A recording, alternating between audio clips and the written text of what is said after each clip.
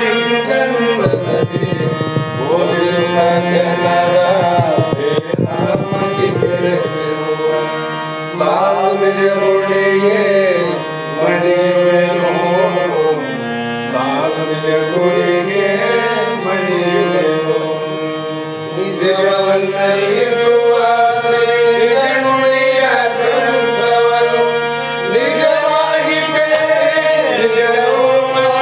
ಮೊಳಗಿಸುವ ಸುಜನರಿಗೆ ನಿತ್ಯ ನಮಿಸುವೆನು ಸುಜನರಿಗೆ ನಿತ್ಯ ನಮಿಸುವೆನು ಬದ್ಧ ಜೀವನಿಗೆಲ್ಲ ಅದ್ವೈತ ಬೋಧಾದಿ ಸುಂದರನಾಗಿ ಗೈರ ಶ್ರೀ ಜಡಿಸಿದ್ದ ಸಿದ್ಧಾರೂಢರಿಗೆ ನತನಪ್ಪೆ ಸಿದ್ಧಾರೂಢರಿಗೆ ನತನಪ್ಪೆ ಬಾಳ ಬಲ ವೇದಾಂತಕ್ಕೆ ಸರಿ ಬಾಳ ಗಜ್ಜರಿ ಕೇಳುವ ತನಕ ಬಾಳ ಭೂಮುತ್ತಲಿಪ್ಪವೇ ಶಾಸ್ತ್ರವೆಂಬುವ ನದಿಗಳು ಬಾಳ ಶಕ್ತಿಯ ಸಿಂಹ ಗರ್ಜನೆ ಬಾಳ ಕೇಳಿದ ಬಳಿಕ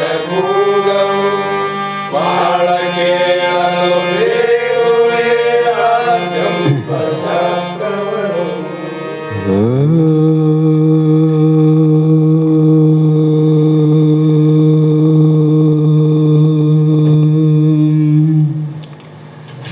अनंत जन्म संप्राप्त कर्म बंध विदायिने आत्म ज्ञान प्रदानेन तस्मै श्री गुरुवे नमः।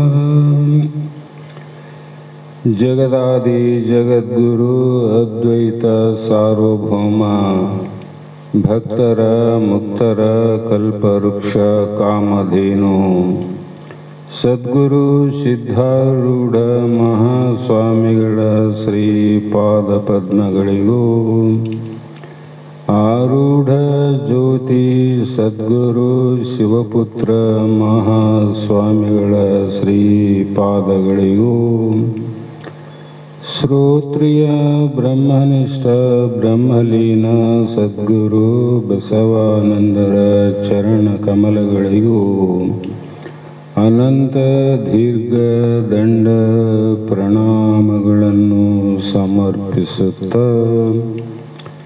ಸದ್ಗುರು ಸಿದ್ಧಲಿಂಗಪ್ಪ ತಾತ ಕಪಗಲ್ ಇವರನ್ನು ಮನದೋಳು ಧ್ಯಾನಿಸುತ್ತ ತಮ್ಮೆಲ್ಲರಿಗೂ ವಂದಿಸುತ್ತ ಈ ದಿನ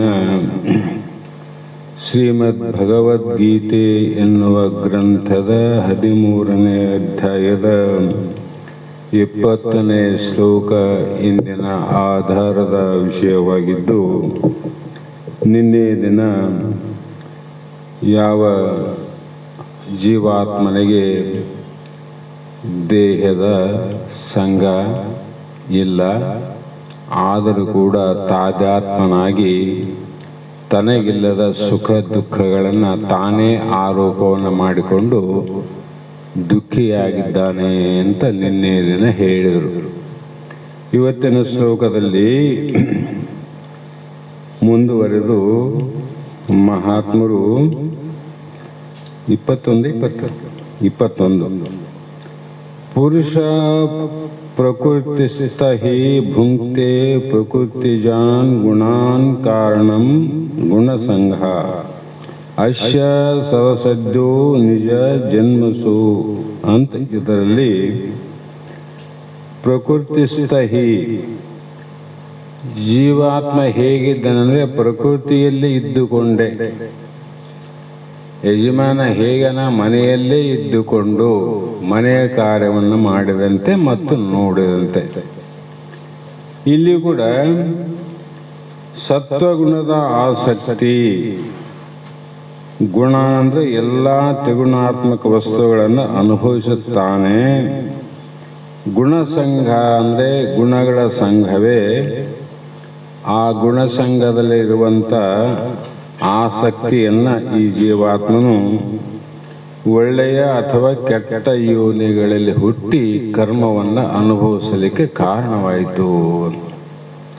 ನಾವಿಷ್ಟೇ ತಿಳ್ಕೋದು, ನಮ್ಮ ದೇಹ ಯಾಕೆ ಬಂದದಂದ್ರೆ ಹಿಂದಿನ ಜನ್ಮದ ಕರ್ಮಗಳನ್ನು ಅನುಭವ ಮಾಡೋಕ್ಕೆ ಬಂದದ ವಿನ ಮತ್ತೊಂದು ಇಲ್ಲೇ ಇಲ್ಲ. ಆದರೆ ನಮ್ಮ ಕರ್ಮಗಳು ಏನಾಗಿವಂದರೆ ಸುಖದ ಕರ್ಮಗಳನ್ನು ಬಂದಾಗ ಭಾಳ ಹೆಗ್ಗುತ್ತೀವಿ, ಕಷ್ಟದ ಕರ್ಮಗಳು ಬಂದಾಗ ಅನುಭವಿಸಲಿಕ್ಕೆ ಒಲ್ಲೆ ಅಂತೀವಿ. ಒಳ್ಳೆಯದೇ ಬರಲಿ ಅಂತೀವಿ, ಕೆಟ್ಟದ್ದು ಬೇಡ ಅಂತೀವಿ. ಅದಕ್ಕಾಗಿ ಇಲ್ಲಿ ಕ್ಷೇತ್ರಜ್ಞನು ಕಿರೀಟ ಪುರುಷನು, ಮೊನ್ನೆನೇ ಹೇಳಿನಿ, ಪಾದಾದಗಳಿಂದ ದೇಹದಲ್ಲಿ ನೋಡ್ತಾ ನೋಡ್ತಾ ಹೋದಾಗ ಈ ಏನು ತಲೆ ಅನ್ನುವಂಥದ್ದು, ತಲೆ ಮೇಲೆ ಯಾಕೆ ಇಡ್ತಾರೆ ಕಿರೀಟ? ಎಲ್ಲವೂ ಅಲ್ಲೇ ಸಂಗ್ರಹ ಆಗಿದೆ, ಎಲ್ಲವೂ ಅಲ್ಲೇ ಇದೆ. ನೀ ಎಲ್ಲಿದ್ದೆ ಅಂದರೆ ಅಲ್ಲೇ ಇದ್ದಿ. ಎಲ್ಲಿ? ಬುದ್ಧಿಯಲ್ಲಿ ನೀನಿದ್ದಿ, ನಿದ್ದಿಯಲ್ಲಿ ನೀನಿದ್ದಿ. ಆ ಬುದ್ಧಿ ನಿದ್ದಿ ಇಲ್ಲೇ ಅದೋ ಏನು ಕೆಳಗಾದ ಪಂಚಕಿರೀಟ. ಹಾಗಾಗಿ ಪ್ರಕೃತಿಗೆ ಸಂಬಂಧಿಸಿದ ಗುಣಗಳನ್ನು ಅನುಭವಿಸ್ತಾನೆ. ಪ್ರಕೃತಿ ಅಂದರೆ ಸುಖ ದುಃಖಗಳನ್ನು ಪುರುಷನು ಅನುಭವಿಸಲು ಕಾರಣವೇನು ಅಂತ ನಾವು ವಿಚಾರ ಮಾಡಬೇಕು. ಈ ಬರ್ತಕ್ಕಂಥ ಸುಖ, ಬರ್ತಕ್ಕಂಥ ದುಃಖ ಅವೆಷ್ಟಾವಂದರೆ ಒಂದಲ್ಲ ಎರಡಲ್ಲ ಅಲ್ಲ, ಒಂದಲ್ಲ ಎರಡಲ್ಲ. ಅಷ್ಟು ದುಃಖಗಳನ್ನು ನಾವು ಅನುಭವಿಸೋದಕ್ಕೆ ಕಾರಣ ಏನು ಅಂದರೆ ಜೀವನು ಪ್ರಕೃತಿಸ್ಥನಾಗಿ ಸ್ವಸ್ಥತೆಯನ್ನು ಕಳೆದುಕೊಂಡಿದ್ದಾನೆ. ಸ್ವಸ್ಥತೆ ಅಂದ್ರೇನು? ಇಲ್ಲಪ್ಪ ಎಲ್ಲ ಆ ನೆನಪನ್ನು ಕಳ್ಕೊಂಡನ, ನಾವು ಈಗ ನೋಡಿ ಬಂದೀವಿ, ಏನಿಲ್ಲ ಅಂತೀವಲ್ಲ ಕೆಲವು ಸಲ. ಅವನಿಗೆ ಯಾವಾಗಾಯಿತು? ಅಂತ್ಯಕಾಲದಲ್ಲಿ ತನಗೆ ಬರುವಂಥ ಎಲ್ಲವನ್ನು ಮರೆತು ಬಿಟ್ಟು ನೋಡು, ಒಂಥರ ಹುಚ್ಚಾದಂಗೆ ಅದವನು. ಹಾಗೆ ಅಂತಹ ಪರಿಸ್ಥಿತಿಯಲ್ಲಿ ಹೋಗಿ ಯಾರಾದರೂ ಏ ಮಲ್ಲಣ್ಣ, ಏ ಮಲ್ಲಣ್ಣ, ಏ ಮಲ್ಲಣ್ಣ, ಏನಿಲ್ಲ ಅಲ್ಲಿ ಏನಬತ್ ಬರ್ತಾನ, ಏ ಕಕ್ಕ ಅಂತಾನ, ಅವನು ಮರ್ತಾನ. ಹೆಂಡತಿ ಬರ್ತಾಳ, ಮಗ ಬರ್ತಾನ, ಇನ್ನು ತನ್ನ ಮೂಲ ಸ್ಥಿತಿಯನ್ನು, ಸ್ವರೂಪವನ್ನು ಕಳ್ಕೊಂಡನಂತ. ಅದರಂತೆ ಇಲ್ಲಿ ಕೂಡ ಜೀವಾತ್ಮ ತನ್ನಲ್ಲಿ ತಾನು ಇರುವುದೇ ಸ್ವಸ್ಥತೆ. ಆದರೆ ತನ್ನಲ್ಲಿ ತಾನಿರದೆ ಅಸ್ವಸ್ಥನಾಗಿ ಪ್ರಕೃತಿ ಸ್ಥಾನವಾಗಿ ಜೀವನ ಸುಖ ದುಃಖದ ಪಾಲಾಗಿದ್ದಾನೆ. ಇಷ್ಟೆಲ್ಲ ಕಾರಣ ಏನಂದರೆ ನಮ್ಮನ್ನು ನಾವು ಮರೆತದ್ದಲ್ಲ. ಹಾಗಾಗಿ ಇದು ಯಾರು ಮಾಡಿದರು ತಮ್ಮ ಅಂದರೆ ಪ್ರಪಂಚದಲ್ಲಿ ಅನಂತ ಕಾರ್ಯಗಳಿಗೆ ಆರೋಪ ಪ್ರತ್ಯಾರೋಪವನ್ನು ಮಾಡಲಿಕ್ಕೆ ಸಾಕಷ್ಟು ಉದಾಹರಣೆಗಳಾವ.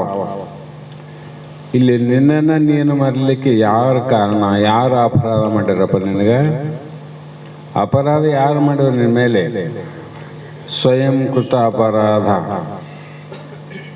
ನನ್ನ ಮೇಲೆ ನಾನೇ ಅಪರಾಧವನ್ನು ಮಾಡಿಕೊಂಡು ನಾನೇ ದುಃಖಿತನಾಗಿದ್ದೇನೆ ಅಂತ. ಹಾಗೆ ಮಾನವನು ಗೃಹಸ್ಥಾಶ್ರಮನಾಗಿ ಪತ್ನಿ ಪುತ್ರಾದಿಗಳಲ್ಲಿ ತಾದಾತ್ಮವನ್ನು ವಹಿಸಿ ಏನಾದ ಅಂದರೆ ದುಃಖಿತನಾದ. ಅವರಲ್ಲಿ ಪತ್ನಿಯಿಂದ ನಮಗೆ ದುಃಖ ಇಲ್ಲ, ಪುತ್ರರಿಂದ ದುಃಖ ಇಲ್ಲ, ಯಾವುದೇ ವಸ್ತುವಿನ ದುಃಖ ನಮಗಿಲ್ಲ. ತಾದಾತ್ಮ ಆದಾಗ ನನ್ನ ಮಗ ಅಂತ ಮೋಹ ಬಂದಾಗ, ನನ್ನ ಪುತ್ರ ನನ್ನ ಪುತ್ರಿ ಎಂದಾಗ ತಾನೇ ಅವರ ಮೇಲೆ ಮೋಹವನ್ನು ಮಾಡಿ ತಾನೇ ದುಃಖಿತನಾಗಿದ್ದಾನೆ. ಅವರೇನು ದುಃಖ ಕೊಟ್ಟರೇನು? ಇಲ್ಲ. ಅದರಂತೆ ಪುರುಷನು ಪ್ರಕೃಷ್ಟ ಪ್ರಕೃತಿ ಸ್ಥನಾಗದೆ ಸ್ವಸ್ಥನಾಗಿಯೇ ಇದ್ದರೆ ಯಾವ ಅನಿಷ್ಟ ಇರೋದಿಲ್ಲ. ಅವ್ರ ಮೇಲೆ ಮನೆ ತುಂಬ ಮಕ್ಕಳಿರಲಿ, ಅವ್ರ ಮೇಲೆ ಮೋಹ ಇದ್ದಿಲ್ಲ ಅಂದರೆ ಯಾವ ದುಃಖ ನಿನಗಿಲ್ಲ. ನಮ್ಮ ವಿಚಾರನೇ ಹೇಳಕತ್ತಾರೆ ಅವರು. ಪ್ರತಿನಿತ್ಯ ನಮ್ಮ ಸಂಸಾರದಲ್ಲಿ ಜಗತ್ತಿನಲ್ಲಿ ನಡೆಯುವಂತಹ ಉದಾಹರಣೆಗಳನ್ನು ಹೇಳಿ, ಅಂದರೆ ಇಲ್ಲಿ ಏನಾಗಿದೆ ಅಂದರೆ ಪ್ರಕೃತಿಯ ಕಾರ್ಯಗಳಾದ ದೇಹದಲ್ಲಿ ಆತ್ಮಬುದ್ಧಿಯನ್ನಿಟ್ಟಿರುತ್ತಾನೆ. ತಾನಲ್ಲದ ತನ್ನದಲ್ಲದ ದೇಹಾದಿಗಳಲ್ಲಿ ನಾನು ನನ್ನದು ಎಂಬುವುದೇ ಅಜ್ಞಾನ, ತಾನು ತನ್ನದು ಎಂಬುವುದೇ ಅಜ್ಞಾನ. ಅಂದರೆ ಈ ಪ್ರಕೃತಿಯಿಂದ ಆಗ್ಯದಲ್ಲಿ ದೇಹ ಪಂಚಮಹಾಭೂತ. ಪ್ರಕೃತಿ ಅಂದ್ರೆ ಏನು? ಪಂಚಮಹಾಭೂತ. ಅಲ್ಲಿಂದ ಬರ್ಬೇಕು ನಾವು. ಆ ಪ್ರಕೃತಿಯ ತಾದಾತ್ಮನಾಗಿ ದೇಹ ತಂದೇನ್ರಿ? ನಮ್ಮದೇನು ಇಲ್ಲ. ಇಲ್ಲ ಅಂತ ಯಾಕೆ ಅಂದ್ರೆ ನಿನ್ನೆ ಕೂಡ ಹೇಳಿವಿ, 2-3 ದಿನ ವಿಚಾರ ಮಾಡಿವಿ. ಜೀವಾತ್ಮನ ಲಕ್ಷಣ ದೇಹದಲ್ಲಿ ಇಲ್ಲ, ದೇಹದ ಲಕ್ಷಣ ಜೀವನಲ್ಲಿಲ್ಲ. ಅಂದಾಗ ದೇಹಕ್ಕೆ ಜೀವ ವಿಲಕ್ಷಣ ಅಂತೋ ಅಥವಾ ದೇಹದ ಲಕ್ಷಣದಲ್ಲಿ ಅದು ವಿಲಕ್ಷಣ. ಅದಕ್ಕೆ ವಿಲಕ್ಷಣನಾಗಿ ನಿಂದ ನೋಡಲು ಪರಂ ಜ್ಯೋತಿ ಸ್ವರೂಪ ನೀನಾಗುತ್ತಿಂತು. ಹಾಗಾಗಿ ಇಲ್ಲಿ ಆತ್ಮಬುದ್ಧಿಯನ್ನು ಇಟ್ಟು ದೇಹದಲ್ಲಿ ಆತ್ಮಬುದ್ಧಿ ಆಗಿ ಅವು ತಾನು ತನ್ನವು ಎಂಬ ಅಭಿಮಾನಕ್ಕೆ ಒಳಪಟ್ಟ. ಯಾರನ್ನು ಕೇಳಿ ಇಲ್ಲಿಂದ ಇವ್ರು ಯಾರಂತ ಕೇಳಿದ್ರೆ ಅವ್ರನ್ನ ದೂರದಿಂದ ನನ್ನ ಮಗ ಮಗಳಂತ ಹೇಳೋದಲ್ಲ, ಸಮೀಪ ಕರೆದು ಮತ್ತೆ ತಲೆ ಮೇಲೆ ಕೈ ಇಟ್ಟು ನೋಡಪ್ಪ ನನ್ನ ಮಗಳು ನನ್ನ ಮಗ. ಇನ್ನ ಬಹಳ ಜನ ಹುಡುಗಿಯರು ಹುಡುಗರಾರ ಅದೇ ವಯಸ್ಸಿನವರು, ಅವ್ರಿಗೆ ಯಾಕೆ ನನ್ನವರಲ್ಲ ಅಂತ ಭಾವ ಬಂತು, ಇವ್ರ ಮೇಲೆ ಅಷ್ಟೇ ನನ್ನವರಂತ ಬಂತು. ಇವರು ಹುಡುಗಿ ಇವರು ಹುಡುಗ, ಅವರು ಹುಡುಗಿ ಅವರು ಹುಡುಗ. ಯಾವ ವಸ್ತುವಿನ ಮೇಲೆ ನನ್ನದು ನಾನು ಅಂತ ಬಂತು ಅಹಂಕಾರ ಮಮಕಾರ, ಆ ವಸ್ತುವಿನ ಮೇಲೆ ಏನಾದ ಅಂದರೆ ಪ್ರಕೃತಿ ಧರ್ಮ ಅದ. ಪ್ರಕೃತಿ ಪಂಚಮಹಾಭೂತ ಧರ್ಮ ಅದಿಲ್ಲ. ಆ ಧರ್ಮಾನುಸಾರವಾಗಿ ಅವರು ಹಿಂದಿನ ಜನ್ಮದಲ್ಲಿ ಶರೀರದಲ್ಲಿ ಮಾಡಿದಂಥ ಪಾಪ ಪುಣ್ಯ ಕರ್ಮಗಳ ಅನುಸಾರವಾಗಿ ಆ ಸತಿ ಆ ಪುತ್ರ ಅನುಭವಿಸುವಂಥ ದುಃಖವನ್ನು ಕೂಡ ನೀನು ಅನುಭವಿಸಲಿಕ್ಕೆ ಪ್ರಾರಂಭ ಮಾಡಿದೆ. ಇಷ್ಟೇ ಆಗಿ ನಮ್ದು ಏನಿಲ್ಲ. ಅದೇ ರೀತಿ ಗುಣಗಳೊಂದಿಗೆ ಬುದ್ಧಿ ಸಾಂಗತ್ಯವನ್ನು ಮಾಡಿಕೊಂಡಿದ್ದಾನೆ. ಮಂದ ಮಧ್ಯ ಉತ್ತಮ ಏನು ಗುಣಗಳವ, ಸತ್ವರಜ ತಮ ಗುಣಗಳಿಂದ ಕೂಡಿಕೊಂಡು, ಇಲ್ಲಿ ಹೊರಗೆ ಹೇಳಿದ್ರು ಇಲ್ಲಿ ಒಳಗ ಗುಣಗಳೇ ಸತಿಪುತ್ರರು, ಅವರಲ್ಲಿ ತಾದಾತ್ಮನಾಗಿನ ಜೀವ. ಅದಕ್ಕೆ ಏನಾಯಿತು ಅಂದ್ರೆ ಸಾಂಗತ್ಯ ದೋಷದಿಂದ ದೋಷಿತನಾಗಿದ್ದಾನೆ. ಸಂಘದಿಂದ ದೋಷ ಆಗ್ಯದಂದ್ರು, ನಿಸ್ಸಂಗ ವಸ್ತುವಿಗೆ ದೋಷ ಬಂದಂದ್ರೆ ಸಂಘದಿಂದ. ಮನೆಯಲ್ಲೇ ಕೂತಿರ್ತಿದ್ದ ಒಬ್ಬ ಮಗ, ವಿದ್ಯಾವಂತ ಬುದ್ಧಿವಂತಿದ್ದ, ನಿಸ್ಸಂಗನಾಗಿದ್ದ. ಕೆಲವು ದಿನಗಳ ನಂತರದಲ್ಲಿ ಏನಾಯಿತು, ಹೊರಗಡೆ ಬರಲಿಕ್ಕೆ ಪ್ರಾರಂಭ ಮಾಡಿದ, ಜನಗಳ ಸಂಘ ಆಯಿತು. ಆ ಜನಗಳ ಸಂಘದ ದೋಷ ನಿಸ್ಸಂಗನಾಗಿರ್ತಕ್ಕಂಥ ಆ ವ್ಯಕ್ತಿಯು ಕೂಡ ಬಂದು, ಇದರಿಂದ ಬಂದು ಸಂಘ. ಆ ಕಾರಣದಿಂದ ಇಲ್ಲಿ ಜೀವಾತ್ಮ ಏನು ಸಂಘ ಮಾಡಿದ, ದೇಹ ಆತ್ಮದ ಸಂಘ ಮಾಡಿದ. ದೇಹದ ಸಂಘ ಮಾಡಿ ದೇಹ ಮಲಿನವಾಗಿದ್ದರೂ ಮಲಿನ ಆದಿಲ್ಲ, ಪರಿಶುದ್ಧವಾದ ತಾನು ಮಲಿನವಾದಂತೆ ಅವನಿಗೆ ಅನಿಸ್ತು ನೋಡು, ಅನಿಸ್ತಿಲ್ಲ? ಹಾಗೆ ತಾನು ಸ್ವಯಂ ನಿರ್ಮಲನಾಗಿದ್ದರೂ ಸಾಂಗತ್ಯ ದೋಷದಿಂದ ಏನಾದ ಗುಣದೋಷನಾಗಿ ಪ್ರಕೃತಿ ಸ್ಥಾನವಾಗಿರುವುದಕ್ಕೆ ಅವಿದ್ಯೆಯೇ ಕಾರಣ, ಮೂಲ. ಇಷ್ಟಕ್ಕೆಲ್ಲ ಕಾರಣ ಏನು? ಅಜ್ಞಾನವೇ ಕಾರಣ. ಅದಕ್ಕೆ ಅಜ್ಞಾನಿಯಲ್ಲವೇ ಜೀವನೇನು ಸುಜ್ಞಾನಿಯೆಂದು ನುಡಿವರೇ. ನಾ ಮನುಷ್ಯನಾಗಿದ್ದೇನೆ, ಮಾನವನಾಗಿದ್ದೇನೆ, ವಿದ್ಯಾವಂತನೇನೆ, ಧನವಂತನಿದ್ದೇನೆ, ಕುಲವಂತನಿದ್ದೀನಿ. ಯಾರೋ ಬಂದು ಹೇಳಿದ್ರು ಏನು ಅಜ್ಞಾನಿ ಅಂತಂದಾಗ ಎಷ್ಟು ಸಿಟ್ಟು ಬರ್ಲಿಕ್ಕಿಲ್ಲ ಅವನಿಗೆ, ಬರ್ತದಿಲ್ಲ. ಆವಾಗ ಆ ಸಿಟ್ಟು ತಡಿಲಾರ್ದ ಏನೇನೋ ಘಟನೆ ನಡೀತಾವ. ಅದಕ್ಕೆ ಗುರುಗಳಲ್ಲಿ ದಯಾಳತ್ವ ಇರಬೇಕು, ಕರುಣೆ ಇರಬೇಕು ಅಂತ. ಯಾಕಂದ್ರೆ ಇಂಥ ಪ್ರಸಂಗ ಬಂದು ಹೋಗ್ತಾವ. ಆದರೆ ಅವನು ತಾಳ್ಮೆ ಕಳ್ಕೊಂಡಂತೆ ಗುರುಗಳು ತಾಳ್ಮೆ ಕಳ್ಕೊಳ್ಳಿಲ್ಲ. ಹೌದಪ್ಪ, ನಿನಗ ಪುತ್ರ, ಸತಿ ಪುತ್ರ, ಧನ ಕನಕ, ಅಧಿಕಾರ ಎಲ್ಲ ಇದೆ. ಆದರೂ ಕೂಡ ಅಜ್ಞಾನಿ ಅಂತ ನಾವು ಯಾಕೆ ಅಂದೀವಿ ಅಂದ್ರೆ ಕುಂದ್ರು ವಿಚಾರ ಮಾಡುವಂತ ವಿಚಾರಕ್ಕೆ ಹಚ್ಚಿದ್ರು ಅವರು. ಜಗಳಕ್ಕೆ ಹಚ್ಚಂಗಿಲ್ಲ ಮಹಾತ್ಮರು. ಎಷ್ಟೇ ಪ್ರಸಂಗ ಬಂದ್ರು ಜಗಳಕ್ಕೆ ಹಚ್ಚಂಗಿಲ್ಲ, ಮತ್ತೆ ವಿಚಾರಕ್ಕೆ ಹಚ್ಚೋ ಪ್ರಯತ್ನ ಮಾಡ್ತಾರೆ. ನೋಡು, ಚೈತನ್ಯ ರೂಪ ನೀನಾಗಿದ್ದು ಜಡ ಪಂಚಭೂತ ದೇಹ ನಾನೆಂದೇ, ಇದಕ್ಕೆ ಅಜ್ಞಾನಿ ಅಂತ ಕರೋಪ. ಅವನಿಗೆ ಆಂದ ದೇಹ ಇದು ಚೈತನ್ಯ ರೂಪದ ಜಡ ಅಂತ ಹೇಳ್ತಾರಲ್ಲ, ಯಂಗ್ ಜಡ ಅಂತ ಹೇಳ್ತಾರಂದ್ರೆ ಕುಂದ್ರು ಶಾಸ್ತ್ರ ಕೇಳಿದ್ರೆ ಹೌದಲ್ಲ. ಅದೇ ಪ್ರಕಾರವಾಗಿ ಅವಿದ್ಯೆಯಿಂದ ಏನಾಯಿತು, ನಿಷ್ಕಾಮನಾಗಿದ್ದ, ವಿದ್ಯಾವಂತನಾಗಿದ್ದ, ಕಾಮಗಳಿಂದ ದೂರ ಆದವನು ಜೀವ. ಅವನಿಗೇನಿಲ್ಲ.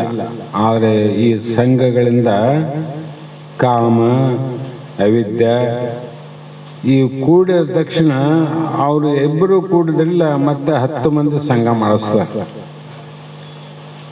ಕಾಮ, ಕ್ರೋಧ, ಲೋಭ, ಮೋಹ, ಮದ, ಮತ್ಸರ ಇವೆಲ್ಲದಿಂದ ಕೂಡಿ ದೇಹಾದಿಗಳು ಮಾಡುವ ಕರ್ಮಗಳಲ್ಲಿ ತಾನು ಅಧ್ಯಾಸವನ ಹೊಂದಿ ದೇಹ ಮಾಡ್ತದೆ. ಯಾಕೆ ಮಾಡ್ತದೆ ದೇಹ ಅಂದ್ರೆ ಆ ತನ್ನ ಕರ್ಮ ಮುಗಿಸೋಕ್ಕೋಸ್ಕರ ಮಾಡ್ತಾನದು. ಆದ್ರೆ ನೀನು ಆ ದೇಹಾದಿಗಳು ಮಾಡುವಂತ ಎಲ್ಲ ಕರ್ಮಗಳನ್ನು ನಿನ್ನ ಮೇಲೆ ಅಭ್ಯಾಸ ಮಾಡಿ, ಕಾಲು ನಡೆದ್ರೆ ನಾನು ನಡೆದೆ ಅಂತಿದ್ದಿ, ಕೈ ಹಿಡಿದ್ರೆ ನಾನು ಹಿಡಿದನಂತಿದ್ದಿ, ಮತ್ತೆ ಏನಾದರೂ ಮಾಡಲಿ ಎಲ್ಲವೂ ನಾನೇ ಮಾಡೀನಿ, ನಾನೇ ಮಾಡೀನಿ, ನಾನೇ ಮಾಡೀನಿ. ಕಣ್ಣ ನೋಡಿದ್ರೆ ನಾನು ನೋಡ್ತೀನಿ ಅಂತೀನಿ ಅಂತೀವಿಲ್ಲ. ಬಾಯಿ ಶಬ್ದ ನುಡಿತದ, ನೀನು ನಾನು ಹಿಂಗೆಲ್ಲ ಹೇಳಿದದಕ್ಕಾಯ್ತಪ್ಪ. ನಾ ಹೇಳಿದದಕ್ಕಾಯ್ತು. ನಾನು ಅವತ್ತು ಒಂದು ವೇಳೆ ಇಲ್ಲದೇ ಇದ್ರೆ ಏನು ಅನಾಹುತ ಆಗ್ತಿದ್ದ ಏನ್ ಕೈ ಎತ್ತಿ ಬಿಡ್ತಾನೆ. ಇದರಿಂದ ಇಷ್ಟಕ್ಕೆಲ್ಲ ಕರ್ಮಗಳನ್ನು ಮಾಡಿ ಶುರು ಮಾಡಿದ್ನಲ್ಲ, ಆ ಕರ್ಮಗಳನ್ನು ಮಾಡಿ ನಾನಾ ಜನ್ಮಗಳಿಗೆ ಅವಿದ್ಯಾ ಕಾಮಗಳೇ ಕಾರಣ. ಇವೇ ನೋಡು ಕಾರಣ, ಬೀಜ. ಅದು ಯಾವಕ್ಕ? ಮುಂದಿನ ಜನ್ಮಕ್ಕೆ ಬೀಜ. ಬೀಜ ಯಾರು ಮಾಡ್ಕೊಂಡಾರ? ಮರದಿಂದನೇ ಬೀಜ. ಬೀಜದಿಂದ ಬೀಜ ತಯಾರಾಗಲ್ಲ. ನಿನ್ನೆ ಹೇಳಿನಲ್ಲ, ಗಿಡದಿಂದ ಬೀಜ ಆಗ್ತಾವ, ಬೀಜದಿಂದ ಬೀಜ ಆಗಲ್ಲ. ಹೌದಲ್ಲ?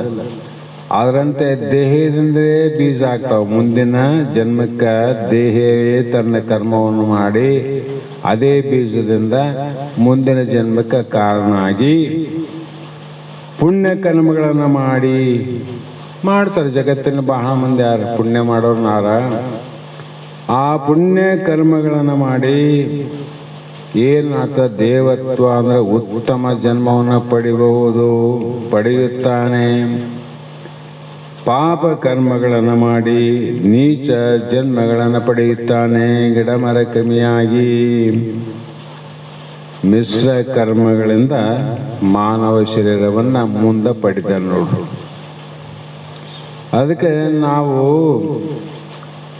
ಯಾವ ಜನ್ಮವನ್ನು ಕಳ್ಕೊಂಡ್ರೆ ಅತಿ ದುಃಖ ಆಗ್ತದ ನಮ್ಮೆಲ್ಲರಿಗೆ ಅಂದ್ರೆ, ಮಾನವ ಜನ್ಮವನ್ನು, ಮಾನವ ಶರೀರವನ್ನು ಕಳೆದುಕೊಂಡಾಗ ಆಗುವಂಥ ದುಃಖ ಮತ್ತೆ ಯಾವ ಜನ್ಮಗಳು ಕಳ್ಕೊಂಡ್ರು ಕೂಡ ನಮಗೊಂದು ಚೂರು ಕರುಣೆನೂ ಇಲ್ಲ.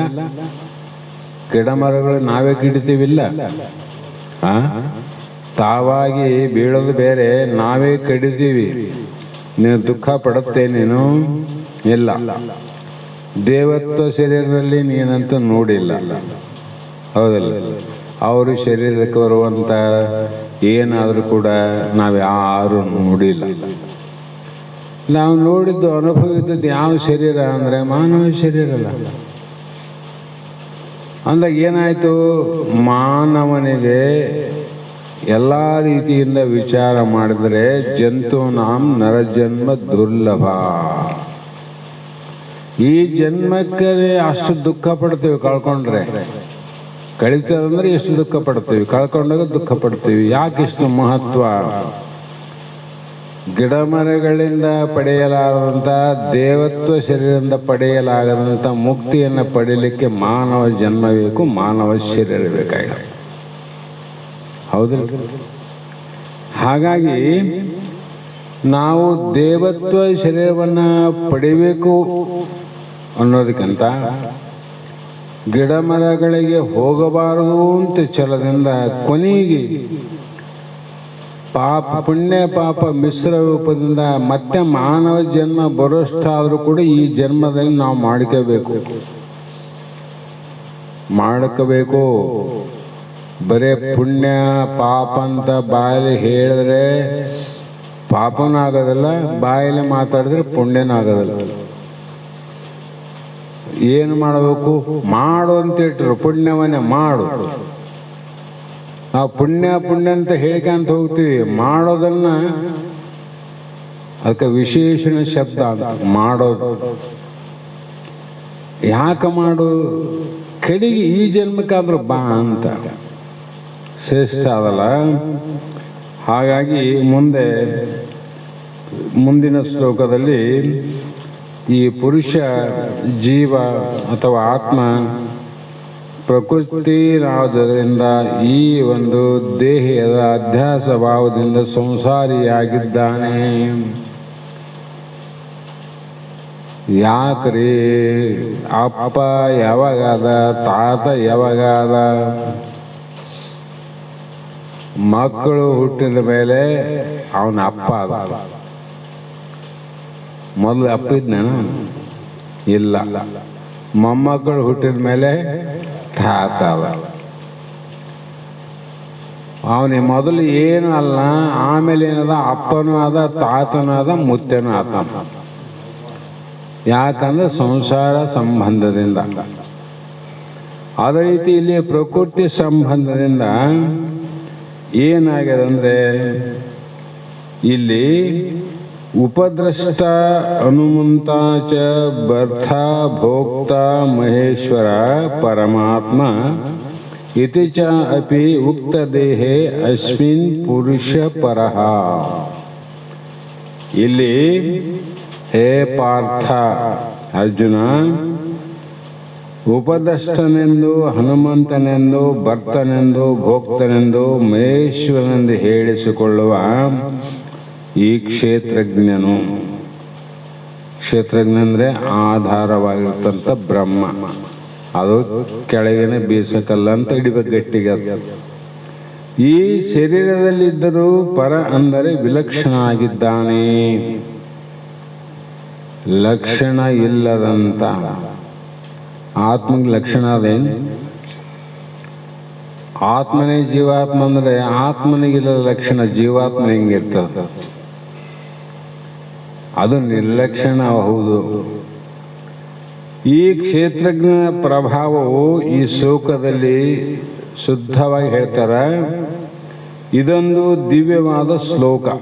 ಈ ಭಗವದ್ಗೀತೆಯಲ್ಲಿ ಕ್ಷೇತ್ರಜ್ಞ ಪುರುಷನು ಪ್ರಕೃತಿ ಪರಿಣಾಮವಾದ ಈ ಶರೀರದಲ್ಲಿ ಇರುವಂತೆ ತೋರ್ತಾನೆ. ಹೌದಲ್ರಿ? ಬಾಲ್ಯ ವೈತು ಯೌವನ ಬಂತು ಅಂದರೆ ಈ ನನಗೂ ಬಾಲ್ಯವೈತು, ನಾನು ಯೌವನದವನು. ಯೌವನವೈತು, ಶರೀರ ಮುಪ್ಪಾಯಿತು, ನನಗೂ ಮುಪ್ಪಾಯಿತು ಅಂತಿದ್ದಿಲ್ಲ. ಇಲ್ಲಿ ಯಾವುದು ಬಾಲಕ ಆದದ್ದು ಯಾವುದು, ಯೌವನ ಆದದ್ದು ಯಾವುದು, ವಿಕಾರ ಹೊಂದಿ ಮುಪ್ಪಾಗಿ ಮತ್ತೆ ವಿನಶ್ಯತೆ ಆಗುವುದು, ನಾಶವಾಗುವುದು ಯಾವುದು? ಪ್ರಕೃತಿಯ ಪಂಚಮಹಾಭೂತದ ಶರೀರವೇ ವಿನಃ. ಆದರೆ ಶರೀರದಲ್ಲಿ ತಾದಾತ್ಮನಾಗಿ ಶರೀರಕ್ಕೆ ಏನನ್ನಾದರೂ ನನಗಾದವಂತ ಸಂಸಾರಿಯಾದ. ದೇಹಗಳು ದೇಹ ಧರ್ಮಗಳು ಯಾವ ಸಂಬಂಧವೂ ಇಲ್ಲದೆ ವಿಲಕ್ಷಣನಾಗಿದ್ದಾನೆ. ದೇಹದಲ್ಲೇ ಇದ್ದಲ್ಲ ಮೊದಲು, ಅದು ಬಾಲಕನೂ ಅಲ್ಲ, ದೇಹನೂ ಅಲ್ಲ. ಯೌವನದಲ್ಲಿ ಇದ್ದಲ್ಲ, ಯೌವನ ಅಲ್ಲ, ಯೌವನದ ದೇಹನೂ ಅಲ್ಲ. ಮಪ್ಪಿನಲ್ಲಿ ಇರುವಂಥ ದೇಹ ನೀನು ಅಲ್ಲ. ಆದರೂ ಕೂಡ ಪುರುಷನು ಗುಣಸಂಗದಿಂದ ಮೊದಲು ಹೇಳಿದಲ್ಲ. ಅದಕ್ಕೆ ಬಹಳ ಮುಖ್ಯ, ಸಂಘ ಅನ್ನೋದು ಬಹಳ ಮುಖ್ಯ.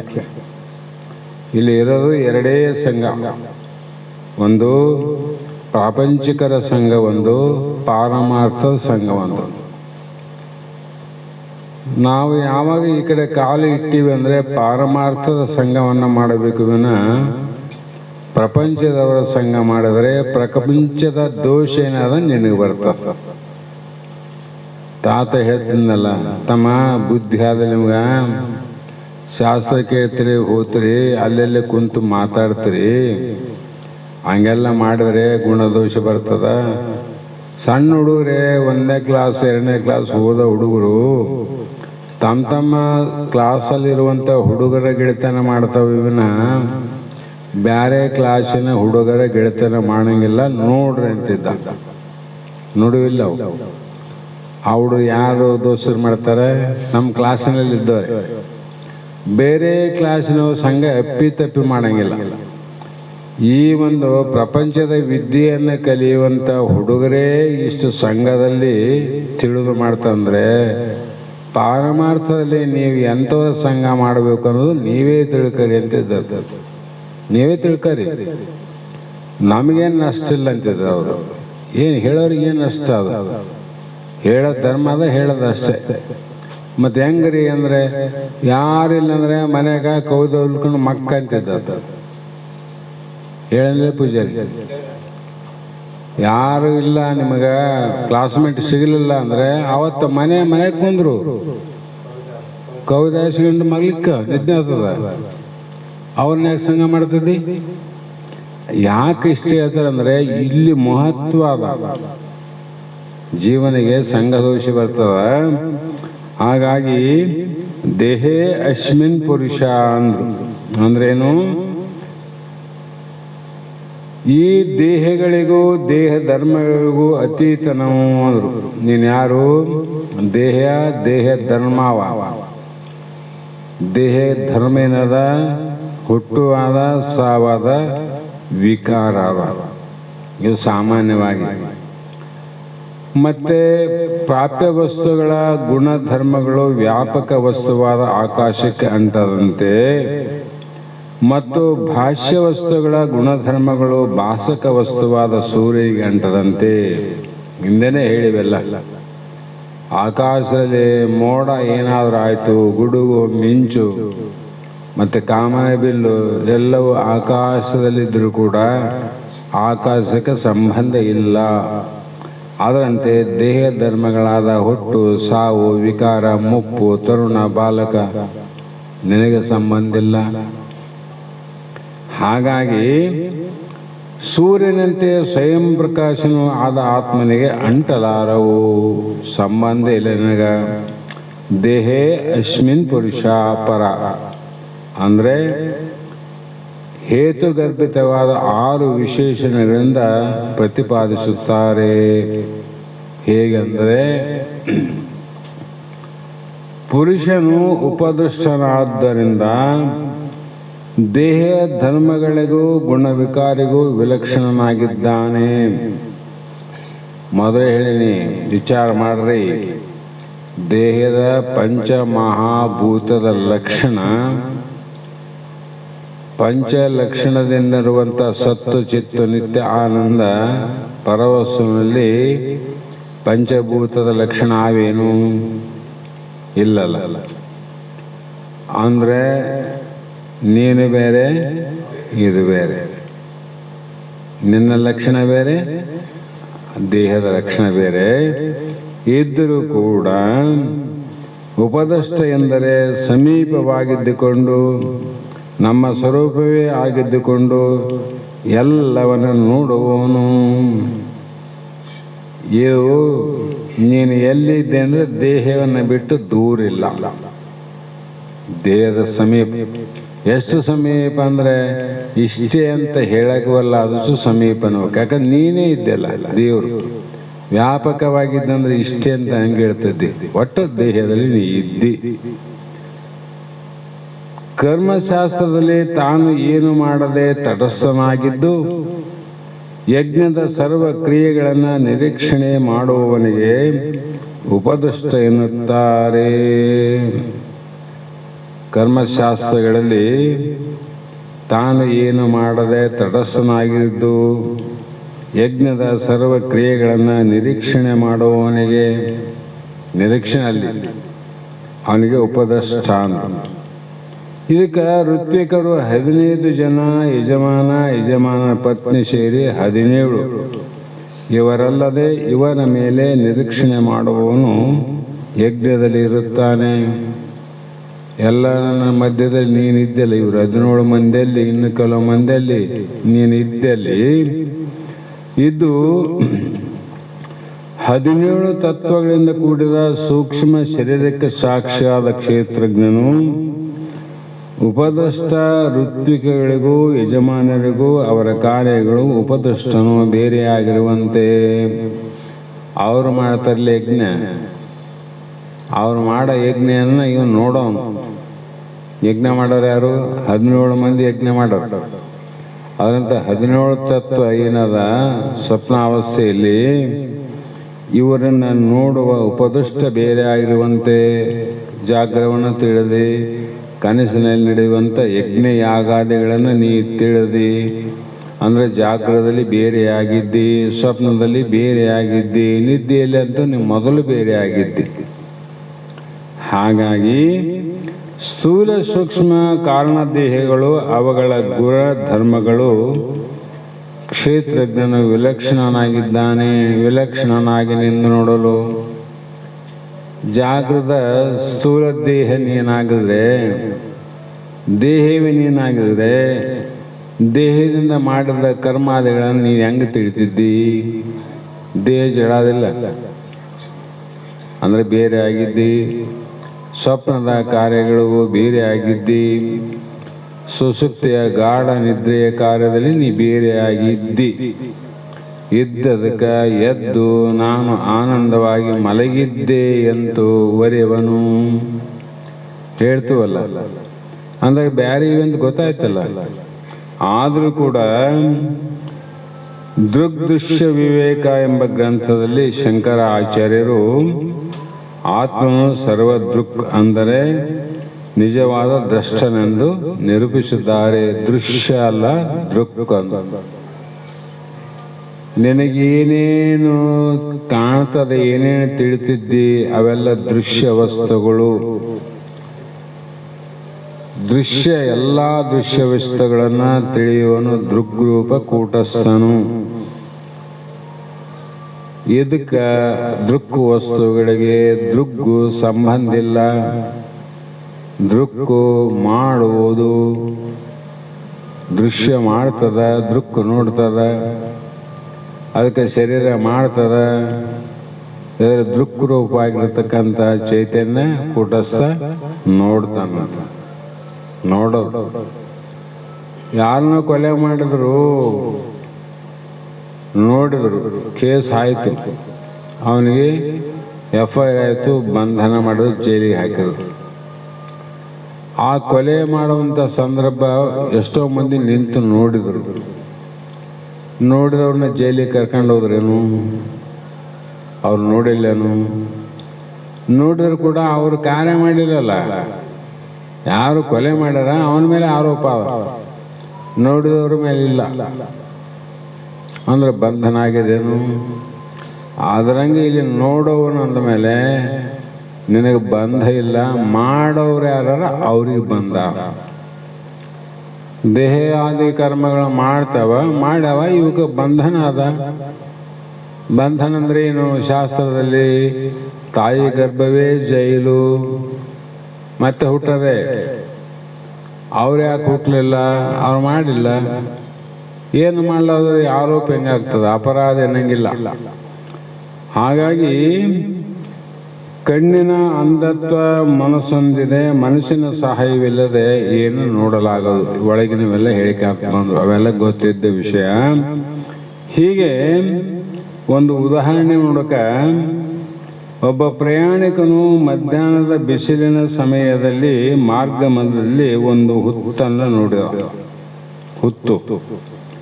ಅವನು ಹುತ್ತಕ್ಕೆ ದೂರದಲ್ಲಿ ನಿಂತು ಹುತ್ತನ್ನು ನೋಡುತ್ತಿದ್ದನು. ಹುತ್ತದ ಬಿಲದೊಳಗಿಂದ ಒಂದು ನಾಗಸರ್ಪವು ಹೊರಗೆ ಬರುತ್ತಿತ್ತು. ಹುತ್ತಿನಿಂದ ಬಿಸಿಲಲ್ಲಿ ನಾಗಸರ್ಪ ಹೊರಗೆ ಬರ್ತಿತ್ತು. ದಾರಿಕಾರ ಮಧ್ಯಾಹ್ನದ ಬಿಸಿಲು, ಸ್ಪಷ್ಟವಾದ ಬೆಳಕು, ಉರಿ ಬಿಸಿಲಿನಲ್ಲಿ ಬೆಳಕು ಬಹಳ ಇರ್ತದೆ, ಸ್ಪಷ್ಟ ಬೆಳಕಂತ. ಆ ಹುತ್ತದ ಬಿಲವನ್ನು, ಹುತ್ತದಿಂದ ಹೊರಗೆ ಬರ್ತಕ್ಕ ಸರ್ಪವನ್ನು ಸ್ಪಷ್ಟವಾಗಿ ನೋಡಿದ. ಹುತ್ತನ್ನು ನೋಡಿದ, ಹುತ್ತಿನಲ್ಲಿರುವಂಥ ಸರ್ಪನ್ನು ನೋಡಿದ, ಸರ್ಪ ಹೊರಗೆ ಬರೋದನ್ನು ನೋಡಿದ. ಇದರಂತೆ ಆ ಮೂರು ನೋಡಲಿಲ್ಲ. ಇದರಂತೆ ಸತ್ವಗುಣಗಳ ವಿಕಾರಗಳಿಂದ ಏನಾಗ್ತದ? ಅಹಿಂಸಾ, ಸತ್ಯ, ಶಮಧಮಾದಿ ದೈವೀ ಗುಣಗಳನ್ನು ಯಾರು ನೋಡಿದರು? ನಿನ್ನಲ್ಲಿರುವಂಥದ್ದು ಹುತ್ತು ದೇಹ, ಅದಾಗಿರುವಂಥ ದೈವಿ ಸಂಪತ್ತು, ಸತ್ವಗುಣದ ಲಕ್ಷಣವು. ರಜೋಗುಣ ವಿಕಾರ. ರಜೋಗುಣ ಏನಪ್ಪ? ಕಾಮ ಕ್ರೋಧಾದಿಗಳು ಏನು ರಜೋಗುಣದಲ್ಲಿ. ತಮೋಗುಣ ವಿಕಾರಗಳೇನು? ಆಲಸ್ಯ, ನಿದ್ರಾದಿಗಳು. ಶಾಸ್ತ್ರ ಕೇಳಾಗ ಕಣ್ಣು ಮುಚ್ಚೋದು, ಶಾಸ್ತ್ರ ಕೇಳಾಗ ನಿದ್ದೆ ಬರೋದು, ಶಾಸ್ತ್ರ ಕೇಳಾಗ ಬೇಸರ ಬರೋದು, ಇದೇನು ಆಲಸ್ಯ. ಎಲ್ಲಿ ಅವರಿವು ಸರ್ಪ ಎಲ್ಲಿತ್ತು? ಹುತ್ತಿನಾಗಿತ್ತು, ನಡುವೆಗಿತ್ತು? ಹುತ್ತಿನಾಗಿತ್ತು. ಅದರಂತೆ ಇಲ್ಲಿ ಅಂತಃಕರಣವೆಂಬ ಹುತ್ತದಲ್ಲಿ ಹೊರಬೀಳುತ್ತಿರುವುದನ್ನು, ಏಯಪ್ಪ ಹಾವು ನೋಡು ಎಂತದ, ಕಾಯವೆಂಬ ಹುತ್ತಿನಳು ಸುಗುಡುತ್ತದ ಅಂತ ಶರೀಪುರು ಯಾರೇ ಹೇಳ್ಯಾರ. ಅದ್ರಾಗ ಅಂತಃಕರಣದಲ್ಲಿ ಇದು ದೇಹ ಹುತ್ತು, ಅಲ್ಲ ಸಂದೇನದ ಹುತ್ತು, ಅದು ಸಂದಿರ್ತವೆಲ್ಲ ಅದೇ ಅಂತಃಕರಣ. ಇಲ್ಲಿ ಆ ಅಂತಃಕರಣದಲ್ಲಿ ಹೊರ ಬೀಳುತ್ತಿರುವುದನ್ನು, ಇವೆಲ್ಲ ಹೊರಗೆ ಬರ್ತಾವಲ್ಲ, ಏನು? ಸತ್ವಗುಣ, ಅಹಿಂಸಾ, ಸತ್ಯ, ಶಮ, ದಮಾದಿ, ಕಾಮ, ಕ್ರೋಧ, ಆಲಸ್ಯ, ನಿದ್ರಾದಿಗಳು ಇವೆಲ್ಲ ಬರ್ತಾವಿಲ್ಲ. ಬಂದಾಗ ಆತ್ಮನು ದ್ರಷ್ಟನಾಗಿ ಅವುಗಳನ್ನು ನೋಡುತ್ತಾನೆ. ಹೊತ್ತು ನೋಡಿದ, ಹೊರಗೆ ಬರೋದು ನೋಡಿದ, ಮತ್ತೆ ಏನಾಗದ ನೋಡಿದ. ಆದುದರಿಂದ ಮನಸ್ಸು ದೃಶ್ಯ. ಯಾರಿಗೆ? ಆತ್ಮನಿಗೆ, ಒಳಗಿರ್ತಕ್ಕಂಥ ಪುರುಷನಿಗೆ ಅಥವಾ ಕ್ಷೇತ್ರಜ್ಞ ಅಂದ್ರಲ್ಲ ಅವನಿಗೆ ಇವೆಲ್ಲ ದೃಶ್ಯ. ಮನಸ್ಸಿನಲ್ಲಿ ಹೇಳ್ತಾವಲ್ಲಿ ಇವು ಅಂತಃಕರಣದಲ್ಲಿ. ಅಂತಃಕರಣ ನೀ ತಿಳಿತಿದ್ದಿಲ್ಲ. ತಿಳಿತಿದ್ದಂದ್ರೆ ಇವು ದೃಶ್ಯವಾದ ವಸ್ತುಗಳು. ಆತ್ಮನು ದ್ರಷ್ಟ, ಆತ್ಮನಿಗಿಂತ ಮತ್ತೊಬ್ಬ ದ್ರಷ್ಟನಿಲ್ಲ. ಇವೆಲ್ಲ ತಿಳಿದು ಮನಸ್ಸಿನಲ್ಲಿ ಹೇಳವು, ಅವೇನು ಮಾಡವು ಎಲ್ಲವನ್ನ ತಿಳಿಯುವ ದ್ರಷ್ಟ. ಯಾರು ದ್ರಷ್ಟ? ಆತ್ಮ. ದೇಹದಲ್ಲಿ ಯಾರು? ಜೀವ. ಪ್ರಪಂಚದಲ್ಲಿ ಪರಮಾತ್ಮ, ದೇಹದ ಒಳಗೆ ಜೀವಾತ್ಮ. ನಮಗೆ ದೇಹದ ಒಳಗೋಗ್ಬೇಕಾಗಿದ್ದೀವಿ ನಾವು.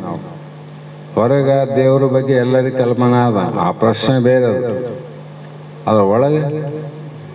ಹಾಗಾಗಿ ಎಂದು ಆತ್ಮನು ಯಾವಾಗಲೂ ದೃಶ್ಯನಾಗಲಾರ. ಆತ್ಮನನ್ನ ಮತ್ತೆ ಯಾವುದೋ ಇನ್ನೊಬ್ಬ ಆತ್ಮನ ನೋಡೇನೇನು? ಯಾವನೊಬ್ಬನ ನೋಡಿರ್ಬೋದ್ರಿ. ಆ ಆತ್ಮನನ್ನ ಯಾರು ನೋಡಿದ್ರು? ಮತ್ತೊಬ್ಬನ ನೋಡಿದ್ರಿ. ಹಿಂಗೆ ಹೇಳಿಕೆ ಅಂತ ಹೋದ್ರೆ ಚಕ್ರಪತಿ ದೋಷ ಬರ್ತಂತ ಶಾಸ್ತ್ರದಲ್ಲಿ. ಆತ್ಮನನ್ನ ಯಾರು ತಿಳಿದಾರ, ನೋಡ್ಯಾರ? ಅದರಂತೆ ಒಂದು ಸಾರಿ ದೃಶ್ಯವಾಗುತ್ತದೆ. ಯಾವುದು? ಕಣ್ಣು, ಮನಸ್ಸು ಇವೆಲ್ಲ ಒಂದೊಂದು ಸಾರಿ ದೃಶ್ಯ ಆಗಿ ಆತ್ಮನು ಯಾವಾಗಲೂ ಇವುಗಳಂತೆ ದೃಶ್ಯನಾಗಲಾರ. ಅವನು ಯಾವಾಗಲೂ ದೃಕ್ಕೆ ಕಣ್ಣು ಮುಚ್ಚಿದೆ ಅಂತ ನೋಡೋನು ನಾನೇ, ಕಣ್ಣು ತೆರೆದಂತ ತಿಳಿದವನು ನಾನೇ. ಕಣ್ಣು ನಾನೇ ಆಗಿದ್ರೆ ನಾನು ತೆರೆದೇನೆ ಮುಚ್ಚಿನಿ ಅಂತ ಕಣ್ಣು ಹೇಳ್ತದೇನು? ಇಲ್ಲ. ಇವು ಮನಸ್ಸಿಗೆ ವಿಷಯಗಳು, ದೃಶ್ಯಗಳು. ಮನಸ್ಸು ಅಲ್ಲಿ ದೃಕ್ಕು, ಅಲ್ಲಿ ಮನಸ್ಸು ವಿಷಯ ಆಯಿತು, ಆತ್ಮ ದೃಕ್ ಆದ ನೋಡ್ರಿ. ಹೀಗೆ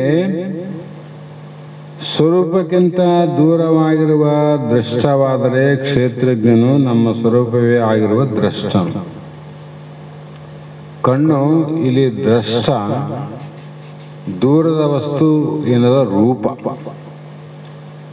ಆ ಕಣ್ಣು ಹೊರಗಿನ ರೂಪವನ್ನು ನೋಡುವಾಗ ರೂಪ ದೃಶ್ಯ ಆಯಿತು, ಕಣ್ಣು ದೃಕ್ಕಾಯ್ತು. ಆದರೆ ಆತ್ಮ ಆ ವಿಷಯಗಳಿಂದ ದೂರ ಆಗಿ ಆತ ದೃಕ್ಕಾಗಿಲ್ಲ, ಸಮೀಪ. ಆತ್ಮ ದೂರ ಹೋಗ್ತೈತೇನೇನು? ಸಮೀಪದಲ್ಲೇ. ಹಾಗಾಗಿ ಕ್ಷೇತ್ರಜ್ಞನು ನಮ್ಮ ಸ್ವರೂಪವೇ ಆಗಿರುವ ದ್ರಷ್ಟನು. ಯಾರಪ್ಪ ಕ್ಷೇತ್ರಜ್ಞ? ನಾನೇ ನೋಡೋನು, ಎಲ್ಲ ತಿಳಿಯೋನು ನಾನೇ, ನೋಡೋನು ನಾನೇ, ಅರಿಯೋನು ನಾನೇ. ಆದರೆ ನಮ್ಮ ಅರಿವಿನಲ್ಲಿ ಮರವೆ ಎಂಬುದೇ ಇಲ್ಲ. ಮರವೆ ಯಾಕಾಯಿತು ಅಂದರೆ ಮರ್ತೀವಿ. ಅದು ಭ್ರಾಂತಿಯಿಂದ ಆಗ್ಯದ. ಭ್ರಾಂತಿ ಯಾಕಾಯ್ತು ರೀ? ಅವಿದ್ಯೆಯಿಂದ ಆಗ್ಯದ. ಅವಿದ್ಯೆ ಯಾಕಾಯ್ತು ರೀ? ಅಜ್ಞಾನದಿಂದ ಆಗ್ಯದ. ಹಾಗಾಗಿ ಇಲ್ಲಿ ದೃಶ್ಯಕ್ಕಿಂತ ವಿಲಕ್ಷಣನು ಭಿನ್ನನು ಆಗಿರಬೇಕು. ಯಾವುದೇ ದೃಶ್ಯ ಆದಂದರೆ ಅದಕ್ಕೆ ವಿಲಕ್ಷಣ ಅಂದರೆ ಬೇರೆಯಾಗಿ ನಾವಿರೋ ಸಾಧನೆ ಮಾಡಬೇಕು. ನಿಧಿಧ್ಯಾಸ ಮನನ ಅಂದ್ರೆ ಏನು? ಆ ಕೇಳಿದ್ದನ್ನ ಹಂಗೆ ದಿವಸ ಬರ್ಕೊಂಡು ಅಥವಾ ಅದನ್ನು ನೋಡಿಕೊಂಡು ಅದ್ರಂಗೆ ಹೇಳೋದು ಕಲಿಯೋದು,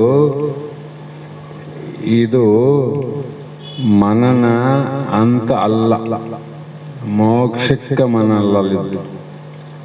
ಅದರಂತೆ ನಾವು ನಿತ್ಯ ಅದನ್ನು ಅನುಭವ ಮಾಡಬೇಕು. ಪ್ರತಿಯೊಂದು ಕ್ಷಣದಲ್ಲಿ ನಾನು ವಿಲಕ್ಷಣ ಆಗಿದ್ದೇನೆ. ರೋಗ ಬಂತು, ಯಾವುದಕ್ಕೆ ಬಂತು? ಶರೀರಕ್ಕೆ ಬಂತು. ಅದು ಆರೋಗ್ಯ ದಪ್ಪ ಆಯಿತು, ಯಾವುದು ದಪ್ಪ ಆಯಿತು? ಶರೀರ ಆಯಿತು. ಕ್ಷೀಣ ಆಯಿತು, ಯಾವುದು ಕ್ಷೀಣ ಆಯಿತು? ಶರೀರ ಆಯಿತು. ಮತ್ತು ಮುಂದೆ ಹೋದಂಗೆಲ್ಲ ಮುಪ್ಪಾಯಿತು, ಯಾವುದಕ್ಕಾಯ್ತು? ಶರೀರಕ್ಕಾಯಿತು. ಸಾವಾದ ಯಾವುದಕ್ಕಾಯ್ತು? ಶರೀರಕ್ಕಾಯಿತು. ಪ್ರತಿಯೊಂದು ಕ್ಷಣದಲ್ಲಿ ಈ ಚಿಂತನೆ ಮಾಡ್ತಕ್ಕಂಥದ್ದೇ ಮನನ, ಹೌದಿಲ್ಲ? ಹಾಗೆ ಇಲ್ಲಿ ಯಾವಾಗಲೂ ಈ ಭಿನ್ನವಾಗಿ ದೃಶ್ಯಗಳಾದ ದೇಹದಲ್ಲಿರುವಂತೆ ತೋರಿದರೂ ಅವುಗಳಿಗೆ ಭಿನ್ನನಾಗಿದ್ದಾನೆ. ಮನೆಯೊಳಗಿನ ಬಯಲು ಮನೆಗೆ ಆಧಾರವಾಗಿ ಮನೆಯ ಸೋಗದಂತೆ. ಬಯಲು ಮನೆಗೆ ಆದಿಲ್ಲ, ಮನೆಗೆ ಭಿನ್ನ ಅದೋ ಅಥವಾ ಅಭಿನ್ನ ಅದೋ? ಭಿನ್ನ ಅದ. ಈ ಮನೆ ಬಿಟ್ಟ ಅದೇನ ಬಯಲು. ಮನೆ ಒಳಗೆ ಇದ್ದು ಮನೆಗೆ ಆಧಾರವಾಗಿ ಮನೆಯ ಸೋಂಕದೆ ಇರುವ ಪರಿಯ ನೋಡ. ದೇಹದ ಒಳಗಿದ್ದು ದೇಹಕ್ಕೆ ಆಧಾರವಾಗಿ ದೇಹಕ್ಕೆ ಸೋಂಕದೆ ಇರುವ ಪರಿಯ ನೋಡ. ಅದು ಯಾವಾಗಲೂ ಚಿಂತನೆ. ಇದು ಬರ್ತಾ ಏನಾಗ್ತದೆ? ನಾನು ಆವತ್ತು ಭಿನ್ನವಾಗಿದ್ದೇನೆ, ಬ್ಯಾರೆ ಆಗಿದ್ದೇನೆ ಅಂದಮೇಲೆ ಈ ದೇಹದ ಧರ್ಮ ಕರ್ಮಗಳು ಯಾವು ನಿನಗೆ ಸಂಬಂಧ ಇಲ್ಲ ಅನ್ನುವಂಥ ದೃಢ ಆಗ್ತದೆ. ಹಾಗಾಗಿ ಈ ಕ್ಷೇತ್ರದಲ್ಲಿ ಇದ್ದು ಮನೆಯೊಳಗೆ ಬಯಲಿದ್ದಂಗೆ ದೇಹದಲ್ಲಿ ಆತ್ಮ ಇದ್ದು ಪುರುಷನಿದ್ದು ಈ ದೇಹವನ್ನು ತಿಳಿದುಕೊಳ್ಳುವ ಕ್ಷೇತ್ರಜ್ಞನು. ಕ್ಷೇತ್ರಕ್ಕೂ ಕ್ಷೇತ್ರದ ಗುಣವಿಕಾರಗಳು ಪರನಾಗಿದ್ದಾನೆ. ಮೊದಲು ಹೇಳಿನಿ, ಪ್ರಪಂಚದ ಲಕ್ಷಣ ಪರಬ್ರಹ್ಮನಲ್ಲಿಲ್ಲ, ಪರಬ್ರಹ್ಮದ ಲಕ್ಷಣ ಪ್ರಪಂಚದಲ್ಲಿಲ್ಲ. ಅದೇ ರೀತಿಯಾಗಿ ಅವನು ಹನುಮಂತ ದೇಹ ಇಂದ್ರಿಯಾದಿಗಳು ತಮ್ಮ ತಮ್ಮ ಕೆಲಸವನ್ನು ಮಾಡುತ್ತಿದ್ದರೂ ಹೌದೆಂದು ಹೇಳಿದೆ. ಅಲ್ಲ ಅಂತಲೂ ಹೇಳಿದೆ. ಅನುಮತಿ ಮಾತ್ರವನ್ನು ತೋರಿಸುವವನೇ ಹನುಮಂತ. ಕ್ಷೇತ್ರಜ್ಞನ ಸನ್ನಿಧಾನ ಬಲದಿಂದ ಇಂದ್ರಿಯಾದಿಗಳಿಗೆ ಏನಾಯಿತು? ಪ್ರವರ್ತಕತ್ವ ಉಂಟಾಗಿ ಈ ದೃಷ್ಟಿಯಿಂದಲೇ ಇಂದ್ರಿಯಗಳ ಕಾರ್ಯವನ್ನು ತಾನು ಅನುಮೋದಿಸದಂತೆ. ಉದಾಹರಣೆ, ಹನುಮಂತನಿಗೆ ಶಕ್ತಿ ಬಂತಲ್ಲ, ಪರ್ವತವನ್ನೇ ಎತ್ತುವ ಶಕ್ತಿ ಬಂತು. ಅದು ದೇಹ ಇಂದ್ರಿಯಾದಿಗಳ ಬಲನೇ ವಿನ ಅದು ಆತ್ಮಬಲ ಅಲ್ಲ. ಯಾಕಂದ್ರೆ ಆತ್ಮ ಎತ್ತವನಲ್ಲ, ಇಳಿಸೋನಲ್ಲ. ಅವನು ಬೆಟ್ಟ ಹಿಡ್ದಲ್ಲ, ಆತ್ಮ ಹಿಡಿಯಕ್ಕೆ ಬರ್ತದೆ. ಅಂದ್ರೆ ಹನುಮಂತನ ಸರ್ವ ಶಕ್ತಿಗಳನ್ನು ಕೂಡ ತಿಳಿಯುವ ಕ್ಷೇತ್ರಜ್ಞ ಅಂತ ಅರ್ಥ ಮಾಡಬಹುದು. ಹಾಗೆ ಇಲ್ಲಿ ದೋಷಗಳಿಗೆ ಸಂಬಂಧಪಡೆದು ಏನು? ದೀಪವು ತನ್ನ ಎಲ್ಲ ಕಾರ್ಯಗಳಿಗೆ ಅವಕಾಶವನ್ನಿತ್ತರೂ ಆ ಕಾರ್ಯಗಳ ಗುಣದೋಷಗಳಿಗೆ ಸಂಬಂಧ ಪಡೆದು ದೀಪ ಪ್ರಕಾಶದಲ್ಲಿ ಏನಾಗ್ತದ ಅಂದರೆ, ಆ ಒಬ್ಬ ವ್ಯಕ್ತಿ 4 ಮಂದಿ ಕೂಡಿ ಸ್ಪೀಟ್ ಆಡ್ತಾರಿಲ್ಲ, ಮತ್ತೊಬ್ಬನು ಅದೇ ಬೆಳಕಿನಲ್ಲಿ ಸುಳ್ಳು ಪತ್ರವನ್ನು ಬರಿತಾನ, ಮತ್ತೊಬ್ಬನು ಭಗವದ್ಗೀತೆ ಪಾರಾಯಣ ಮಾಡ್ತಾನ. ಎಲ್ಲಿ? ದೀಪದ ಬೆಳಕಿನಲ್ಲಿ. ಇದರಂತೆ ಆ ದೀಪ ಪ್ರಕಾಶದಲ್ಲಿ ಅವರವರ ಸಂಸ್ಕಾರದಂತೆ ಆಯಾ ಕೆಲಸಗಳನ್ನು ಮಾಡ್ತಾರೆ ನೋಡೋರು.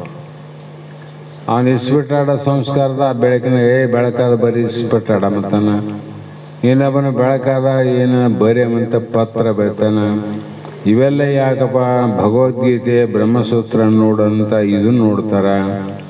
ಆದರೂ ಕೂಡ ಕ್ಷೇತ್ರಜ್ಞನ ಸನ್ನಿಧಾನದಲ್ಲಿ ಒಳಗಾನಲ್ಲ, ನಿನ್ನ ಸನ್ನಿಧಾನದಲ್ಲಿ ಆಯಾ ಇಂದ್ರಿಯಗಳು ತಮ್ಮ ತಮ್ಮ ಸಂಸ್ಕಾರದಂತೆ ಪ್ರವೃತ್ತಿ ಆಗ್ತಾವ.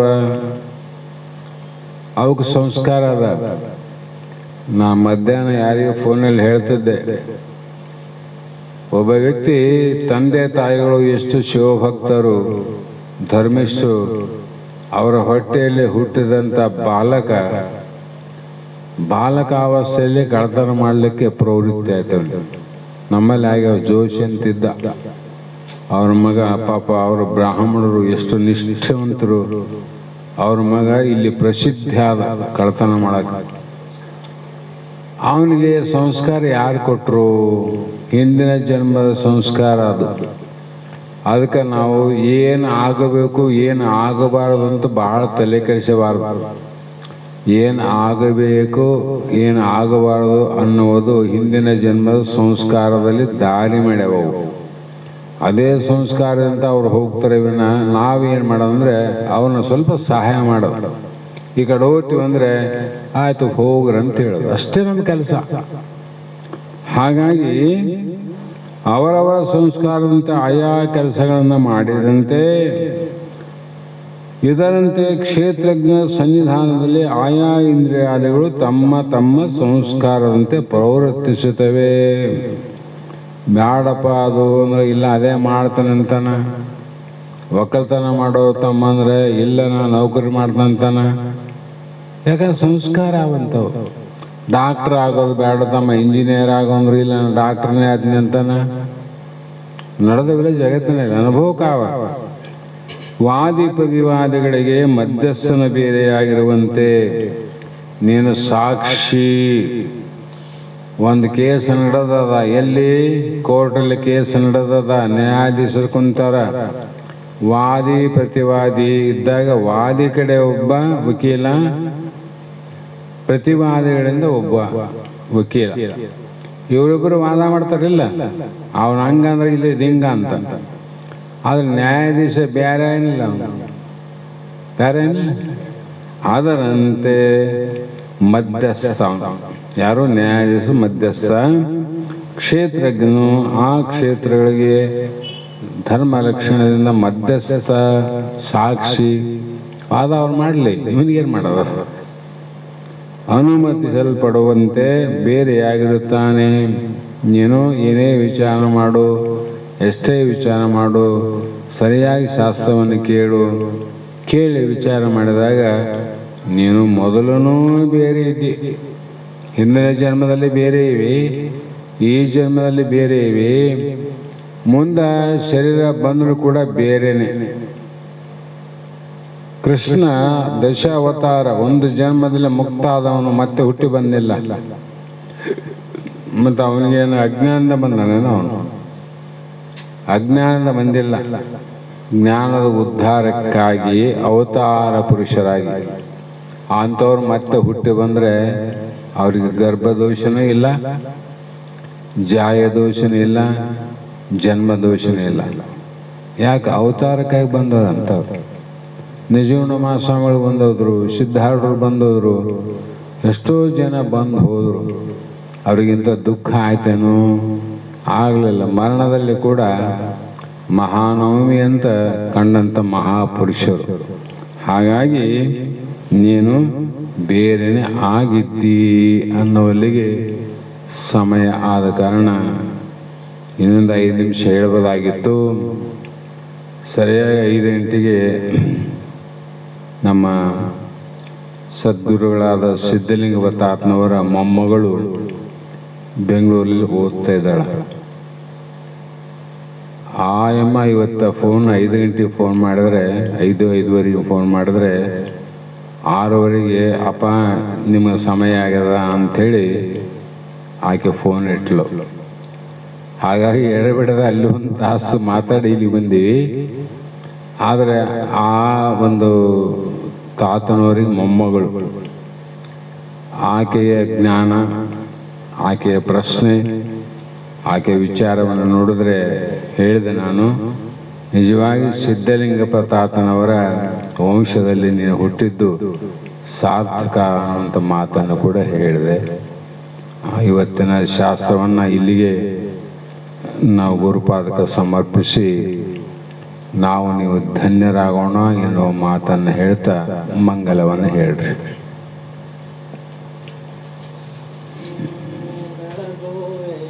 ಸಿದ್ಧಾರೂಢಗೆ ದರೆಯ ಜನರ ದುಃಖವ ಕಳೆವ ಶಿವನ ರೂಪಗೆ ಆರತಿಯನ್ನು ಬೆಳಗುವೆ ಸಿದ್ಧಾರೂಢಗೆ, ದರೆಯ ಜನರ ದುಃಖವ ಕಳೆವ ಶಿವನ ರೂಪಗೆ. ದರೆಯ ಜನರ ದುಃಖವ ಕಳೆದ ಶಿವನ ರೂಪಗೆ, 3 ಜೀವಿಗಳಿಗೆ ಸಾಕ್ಷಿ ಆದ ದೇವಗೆ, 3 ಜೀವಿಗಳಿಗೆ ಸಾಕ್ಷಿ ಆದ ದೇವಗೆ, 6 ಮತದ ಮರ್ಮ ಅರಿತ ನಿಗಮ ನಿಷ್ಠಗೆ, ಆರತಿಯನ್ನು ಬೆಳಗುವೇನು ಸಿದ್ಧಾರೂಢಗೆ, ದರೆಯ ಜನರ ದುಃಖವ ಕಳೆವ ಶಿವನ ರೂಪಗೆ, ದರೆಯ ಜನರ ದುಃಖವ ಕಳೆವ ಶಿವನ ರೂಪಗೆ. ವಂಚಕ ಜನರು ಬೆಂಕಿಡಲು ಸಹಿಸಿದ ದೇವಗೆ, ವಂಚಕ ಜನರು ಬೆಂಕಿಡಲು ಸಹಿಸಿದ ದೇವಗೆ, ಪಂಚಾಕ್ಷರಿಯ ಮಂತ್ರವನ್ನು ಅರುಹಿದ ದೇವಗೆ, ಆರತಿಯನ್ನು ಬೆಳಗುವೇನು ಸಿದ್ಧಾರೂಢಗೆ, ದರೆಯ ಜನರ ದುಃಖವ ಕಳೆವ ಶಿವನ ರೂಪಗೆ, ದರೆಯ ಜನರ ದುಃಖವ ಕಳೆವ ಶಿವನ ರೂಪಗೆ. ಪಂಚಕೋಶ ಪಂಚಪಾಶಗಳ ಹರಸಿದ ದೇವಗೆ, ಪಂಚಕೋಶ ಪಂಚಪಾಶಗಳ ರಚಿದ ದೇವಗೆ, ಸಂಚಿತಾದಿ ಕರ್ಮವನ್ನು ದಯಿಸಿದ ದೇವಗೆ, ಆರತಿಯನ್ನು ಬೆಳಗುವೇನು ಸಿದ್ಧಾರೂಢಗೆ, ದರೆಯ ಜನರ ದುಃಖವ ಕಳೆವ ಶಿವನ ರೂಪಗೆ, ದರೆಯ ಜನರ ದುಃಖವ ಕಳೆದ ಶಿವನ ರೂಪಗೆ ಓಂ ಚೈತನ್ಯಂ ಶಾಶ್ವತಂ ಶಾಂತಂ ಯೋಗಾತೀತಂ ನಿರಂಜನಂ ನಾದಬಿಂದುಕಲಾತೀತಂ ತಸ್ಮೈ ಶ್ರೀ ಗುರವೇ ನಮಃ ಶ್ರೀಮದ್ ಜಗದ್ಗುರು ಸಿದ್ಧಾರೂಢ ಮಹಾರಾಜ್ ಕಿ ಜೈ ಶ್ರೀ ಸದ್ಗುರು ಶಿವಪುತ್ರ ಸ್ವಾಮಿ ಮಹಾರಾಜ್ ಕಿ ಜೈ ಶ್ರೀ ಸದ್ಗುರು ಬಸವಾನಂದ ಸ್ವಾಮಿ ಮಹಾರಾಜ್ ಕಿ ಜೈ ಶ್ರೀ ಸದ್ಗುರು ಅಭಿನವ ಮಹಾರಾಜ್ ಕಿ ಜೈ ಸಕಲ